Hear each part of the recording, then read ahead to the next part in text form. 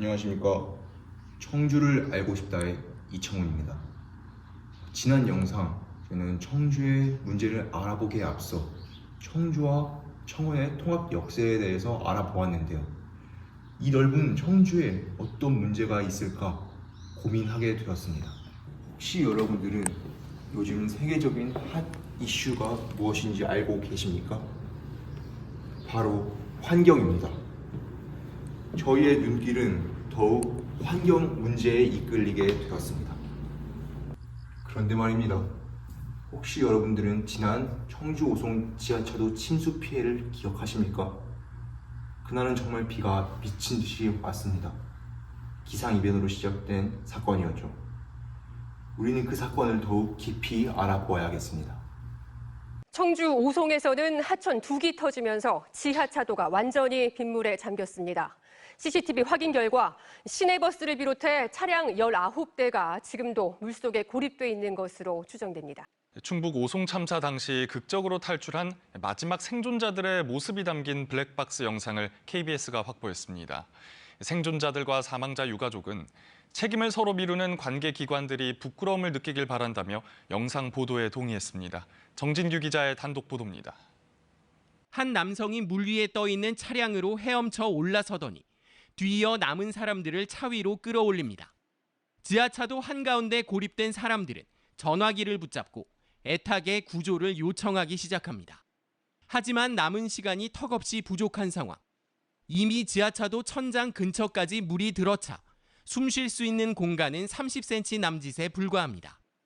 마지막 남은 희망은 지하차도 입구까지 이어진 천장의 철제 구조물. 생명의 끈을 붙들기 위해 누런 흙탕물 속에 다시 몸을 던집니다. 마지막까지 재난대응기관 어느 한 곳의 도움조차 받지 못한 채 스스로 필사의 탈출을 감행해야 했던 영상 속 4명 중 1명은 끝내 지하차도를 빠져나오지 못했습니다. 저는 지금 곧 현장에 와 있는데요. 제가 지금 있는 이곳은 오송 침수 피해가 발생했던 은평 제2 지하차도입니다. 지금 저쪽 상황을 보시면 먼저 길이 막혀 있는 것을 보실 수가 있습니다. 다시 여기 오른쪽으로 봐주시면 지하차도 통로가 막혀 있는 것을 보실 수가 있습니다. 이쪽을 봐주시면 많은 쓰레기들이 놓여져 있는 것을 보실 수가 있는데요.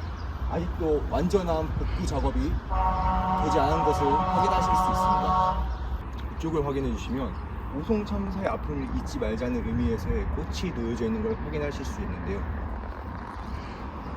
우리도 이 오송 침수 피해를 잊지 않았으면 좋겠습니다. 이곳은 지하차도 내부인데요. 사건이 있었던 게 맞나 싶을 정도로 지하차도 중앙부에는 물이 모두 빠졌고 발목까지 올라왔던 그 진흙은 제거되었습니다. 배수 작업은 모두 마무리가 된 것을 확인하실 수 있습니다. 하지만 그럼에도 여전한 문제가 있습니다. 그렇다면 청년인 저희가 청주시 속 환경과 연관된 문제를 어떻게 해결할 수 있을까요?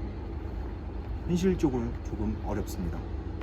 하지만 실질적으로 해결 방안을 내놓진 못할지라도 청주에 사는 시민인 우리가 더욱 지역사회의 문제에 관심을 기울여야 합니다.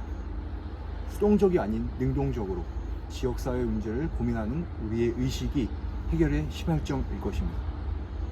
여러분의 적극적인 관심 부탁드립니다.